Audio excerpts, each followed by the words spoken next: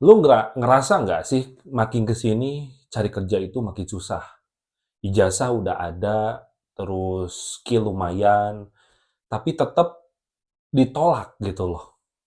Karena menurut gua memang kualitas untuk penerimaan pekerjaan di Indonesia itu hanya penentuannya di selembar kertas. Tapi lu nggak sendiri. Faktanya, angka pengangguran di Indonesia itu makin naik.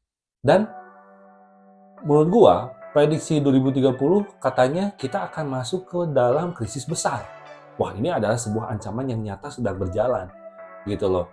Tapi gue punya cara sendiri buat ngadepin itu, gitu loh. Dan mungkin ini bisa jadi cara lu untuk menghadapi krisis kedepannya dan permasalahan pengangguran yang semakin meningkat.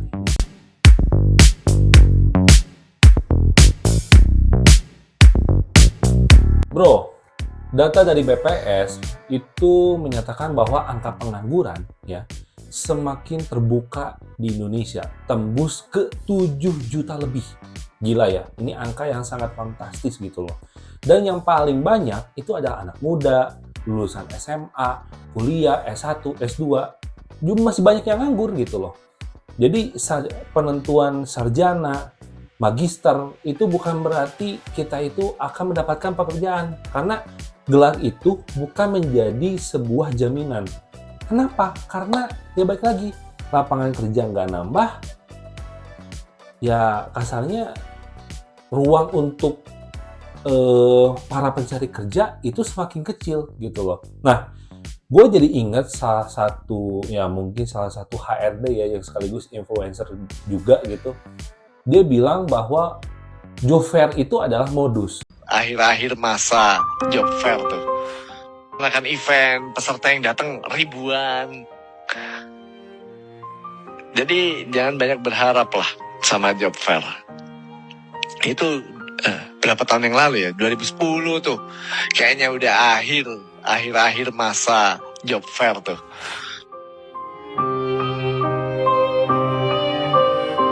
Gue sih agak sepakat ya. Kenapa? Karena menurut gue dengan adanya, ya ini kan pasti ada sangkut pautnya kerjasama dengan pemerintah gitu ya. Ini mungkin bisa menjadi salah satu program pemerintah juga gitu. Tapi menurut gue, lapangan pekerjaan dengan adanya job fair, menurut gue itu bukan jadi solusi sih. Kenapa? Karena job fair ini sudah ada bertahun-tahun lamanya, tapi bukannya menjadi solusi untuk mengurangi angka pengangguran, tapi pengangguran kita semakin nambah gitu loh.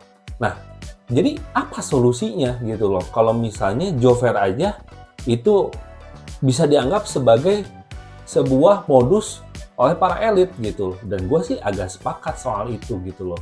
Nah, jadi zaman sekarang gitu ya, lu tuh nggak cuman bersaing sama teman seangkatan. Nah, ini yang jadi permasalahan. Dan kalian sebagai orang yang sedang mencari kerja, kalian harus mulai sadar dengan hal ini gitu loh.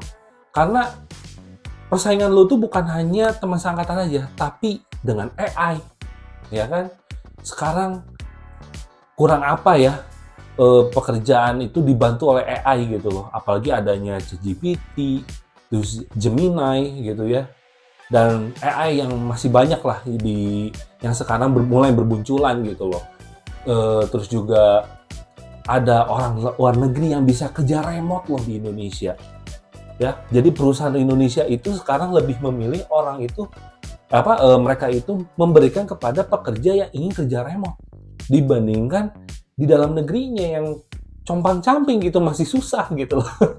Makanya kita harus mulai berpikir aware terhadap hal itu gitu loh. Kalau misalnya kalian berpikir bahwa cari kerja itu adalah solusi, ya mungkin dari sekarang gue harus bilang bahwa cari kerja itu adalah bukan solusi yang tepat untuk saat ini gitu loh. Nah, yang jadi pertanyaannya adalah kalau kalian masih ngotot gitu buat cari kerja dengan realita lapangan pekerjaan itu sulit, job fair itu ada sebuah modus katanya gitu ya. Yang jadi pertanyaan, apakah kalian sudah siap bersaing dengan AI apakah kalian sudah siap bersaing dengan yang namanya pekerja luar negeri yang bisa kerja remote di Indonesia? Nah, itu yang harus jadi bahan pikiran buat kalian. Dan gue percaya, kalau kita nggak bisa ngikutin sistem, kita harus bikin sistem sendiri. Nah, kadang-kadang kenapa gitu ya orang itu hanya terjebak dalam ya mau nggak mau gue harus cari makan, gue harus cari duit. Padahal kalau kita bisa bikin sistem sendiri, berani melakukan sebuah terobosan, nah itu yang bisa menurut gue ya mungkin bisa lebih menyelamatkan dibanding kita harus berharap menggantungkan harapan terhadap sistem yang sudah tidak mendukung kita. Itu kan gitu loh. Dan kalau misalnya ini bicara sistem, gue tuh punya sistem sendiri. Nah, itu yang disebut dengan blueprint. Ya. Apa itu blueprint? Blueprint itu adalah skema jangka panjang step 1, step 2 sampai step-step selanjutnya. Gitu loh. Apa yang mesti gue lakukan, apa yang mesti gue capai, apa yang mesti gue jadikan target. Ya. Intinya blueprint ini harus yang bisa kita buat dari sekarang gitu. Nah, ini adalah menurut gue solusi yang tepat untuk bisa mengurangi angka pengangguran juga gitu loh. Karena balik lagi, kalau memang kita nggak bisa cari kerja, kenapa sih kita nggak berani buat bikin sistem sendiri? Karena banyak banget. Ibaratkan gini, tukang gorengan deh gitu loh. Apakah dia harus bekerja di perusahaan untuk bikin gorengan? Kan nggak juga. Jualan gorengan bisa di mana aja. Bahannya gampang. Modalnya mungkin minim gitu ya. Nah, kenapa kalian nggak berani seperti tukang gorengan? Tapi gue yakin kalian bisa lebih bagus daripada tukang gorengan. Kalian bisa bisa create something, bisa help to something gitu loh. Bisa istilahnya membuka peluang-peluang yang lain. Ya kenapa enggak? Kenapa opportunity itu nggak dipilih dibanding kalian itu harus berharap kepada sistem yang sudah tidak mendukung kalian gitu loh. Nah, untuk blueprint gue sendiri, gue tuh sudah membangun 3 hal. Dan ini yang mesti, kasarnya yang gue jalani saat ini gitu. Yang pertama, itu adalah bangun nama. Atau mulai dengan yang namanya personal branding. Nah, gue mulai personal branding itu untuk apa? Karena gue yakin kalau di dunia internet, di dunia online gitu ya, kita nggak bisa seujuk-ujuk harus jualan tiba-tiba gitu. Nggak bisa. Yang gue lakukan adalah bagaimana gue bisa memperkenalkan diri gue gitu loh. Dengan orang sudah tahu gue, otomatis kita kan jualan nggak face to face, pasti orang akan percaya kalau misalnya orang itu lebih kenal kita dulu dibanding harus beli produknya dulu gitu loh. Dan yang kedua adalah membangun sebuah audience. Nah, gue tuh kalau membangun audience berarti kan gue harus nyambung dengan target yang gue inginkan. Misalnya, gue jualan pembersih sepatu misalnya. Nah, kalau pembersih sepatu itu rata-rata gendernya apa sih? Bisa perempuan, bisa laki-laki. Ya tergantung target kita apa. Intinya kita bisa lebih mengenal audiens kita.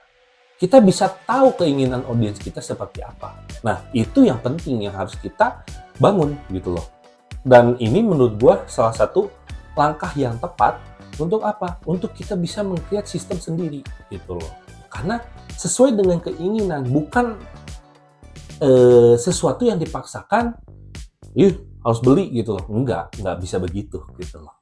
Dan yang ketiga adalah bangun value, udah pasti gitu loh. Karena kalau misalnya sudah membangun value, berarti ada representasi daripada personal branding gua, dan gua hasil daripada mengenal audiens gua, yaitu menjadikan ini tuh sebagai sebuah produk atau jasa.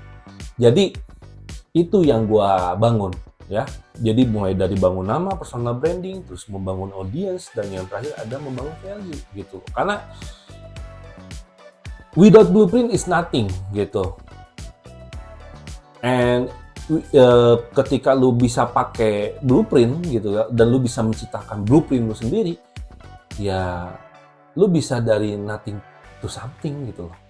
Itu yang gue inginkan dari halayak orang Indonesia sekarang gitu loh. Nah, jadi kenapa sih urutannya begitu gitu? Karena di era digital, balik lagi, kepercayaan dulu, baru transaksi. Itu yang penting. Jadi, kalau misalnya mau jadi pengusaha tuh bukan berarti harus punya modal gede atau bikin langsung perusahaan gitu. Tapi mulai dari ngebangun solusi dulu. Misalnya, lu bikin jasa desain, lu jual barang lewat TikTok Shop atau bahkan lu bisa bantuin UMKM yang lagi jualan online. Ya, intinya lu bisa mulai dari mengetahui solusinya apa. Mengetahui masalahnya apa, solusinya apa, pelajari skillnya. Karena sekarang mendapatkan sebuah pelajaran untuk menguasai satu skill itu sangat mudah banget gitu loh. Bisa kita cari di mana aja. Internet itu sangat luas banget dan kalian itu harus bisa memanfaatkan hal itu gitu loh. Dan gue sendiri udah mulai dari jualan kecil-kecil gitu loh, dan gue sekarang sedang membangun perusahaan gue sendiri. Gue sedang membangun usaha gue sendiri, yaitu pembersih sepatu tadi yang gue jelaskan gitu ya, sambil bikin konten. Toolsnya juga, kalau gue bikin konten tuh sederhana banget gitu loh. Hanya bermodalkan handphone. Ini gue ngerekam lewat handphone, lighting yang putih gitu, terus juga pakai RGB warna gini gitu ya, terus modal mikrofon gitu ya. Jadi kalau misalnya kalian mau dan niat gitu ya untuk membangun sistem sendiri, kalian itu bisa mulai dari hal-hal yang kecil, gak harus besar gitu loh. Karena kalau kita terlalu loncat berpikir besar, akhirnya apa? Kalian itu burn out, hanya menjadi angan-angan dan omon-omon aja gitu loh. Dan kalau misalnya kalian modalnya gini ya, kalau gua harus ngomong gitu, modal kalian tuh satu. Kalau kalian mau ngikutin dan mau membuat sistem sendiri, modalnya satu, bukan uang, tapi apa? Konsistensi, dan hasilnya akan kelihatan seperti apa. Bahkan sekarang itu gitu ya, dengan AI, apalagi kita, nah ini menjadi salah satu pembahasan yang penting ya. Kita tuh harus sudah mulai berdekatan dengan yang namanya AI. Kenapa? Karena menurut gua di 2030 nanti ya pasti akan ada beberapa pekerjaan yang mulai tergantikan oleh AI tersebut gitu loh. Dan sekarang kita harus bisa mulai dituntut berdekatan dengan AI. Supaya apa? Supaya mempermudah dan membantu apa yang sedang kita kerjakan. Jadi itu juga bisa menekan cost lu, bisa bisa mencari inspirasi yang lain. AI itu sangat membantu banget, karena jujur aja, gue mau bikin konten gini aja gitu ya, gue tuh nggak perlu harus gue harus mulai bahas apa dan segala macam, skripnya bagaimana, itu semua udah kerjain sama AI. Yang gue lihat sekarang ini adalah skrip gitu. Ya walaupun ya ada improvement, tapi tetap aja gitu, AI itu membantu karena gue bisa tahu patokan gue harus ngomong di mana, gue harus berhenti ngomong di mana gitu loh. Nah ini yang maksud gue, lo harus bisa gitu loh. Karena kalau lo nggak berdekatan dengan AI, ya sorry to say, 2030 kesana gitu ya lo akan nothing gitu loh. Dan kalau misalnya lo berdekatan dengan AI itu kan software atau platform digital, lo akan bisa menjadi pengusaha yang bermodalkan minim. Dan ya kalian lihatlah sekarang, apakah usaha harus punya kantor, harus punya ruko? Enggak juga kan, semua bisa dimulai dari rumah kok gitu loh. Satu hal yang harus lo inget baik-baik ya, lo nggak harus langsung viral atau nggak harus juga langsung kaya sebenarnya yang bisa flexing dan lain sebagainya gitu ya. Tapi lu harus mulai dari sekarang hari ini gitu. Karena nanti yang punya nama dan yang punya value itu akan bertahan jauh lebih lama. Jujur aja, pasti. Kenapa? Karena baik lagi, jejak digital. Entah nanti misalnya lu akan punya usaha, entah lu bisa menjadi expert di bidang lu gitu ya. Intinya jejak digital itu akan menjadi portofolio yang paling bernilai dalam hidup lu gitu loh. Dan apa ya, lu bisa mulai dari dokumentasi apa yang lo lakukan sekarang. Ya kayak gua sekarang gitu, gua sekarang konten, gua bikin konten yang relate gitu kan. Terus juga gua ceritain gitu apa nanti kesalahan gua seperti apa, kalau yang nyambung yang nggak nyambung kayak gimana. Dan yang pasti yang paling disukai oleh audiens sekarang adalah jujur dan real, seadanya aja. Ya, jadi semua pilihannya ada di tangan lu semua gitu loh. Lu mau terus maju atau nunggu panggilan kerja? Jujur aja, gua sekarang di Indonesia gitu ya. Di Indonesia terutama, gua tuh jujur aja kalau harus bisa bergantung kepada lamaran kerja, gua lebih baik bikin sistem sendiri. Kenapa? Karena gue udah capek sih sama yang namanya berharap gitu loh. Karena kalau di luar negeri ya, even kita jadi pengangguran pun kita tetap istilahnya dapat peluang lah sekecil apapun itu gitu. Karena pemerintah pun ingin bahwa masyarakatnya itu produktif gitu loh. Itu kalau di luar negeri, tapi kan di Wakanda di plus 62 ini kan beda cerita ya. Semua itu tergantung daripada kepentingannya apa dulu gitu loh, deal-dealannya apa dulu gitu. Apalagi kalau udah menyangkut hal-hal politik gitu ya. Karena ya balik lagi yang diuntungkan ya segelintir elit aja. Makanya gue lebih memilih untuk bikin sistem sendiri gitu loh. Jadi ya mau nunggu panggilan kerja atau mau bikin peluang sendiri. Ya nggak harus bisnis yang gede lah, balik lagi gitu loh. Tapi coba pikirin gitu loh, apa yang lo bisa bantu ke orang lain dan itu bisa menjadi awal lo tuh ngebangun value gitu loh. Nah, kalau lo mau belajar bareng gua bakal dokumentasiin semua channel semuanya gitu ya tentang apa yang gua lakukan di channel ini gitu loh. Dari nol sampai dapet hasil gitu loh.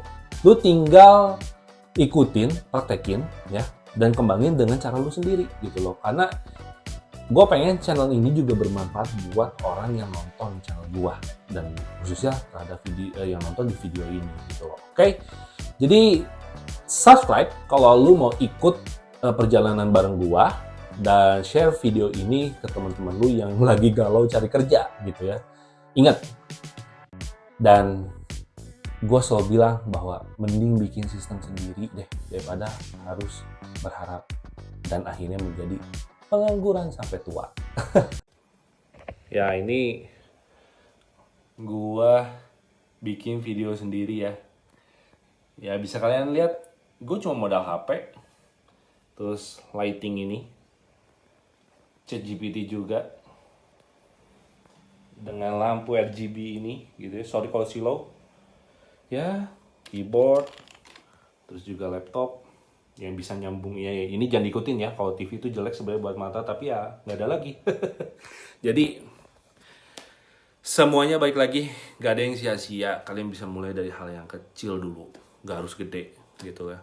Yang penting jangan berharap untuk cari kerja ya, bikin sistem sendiri.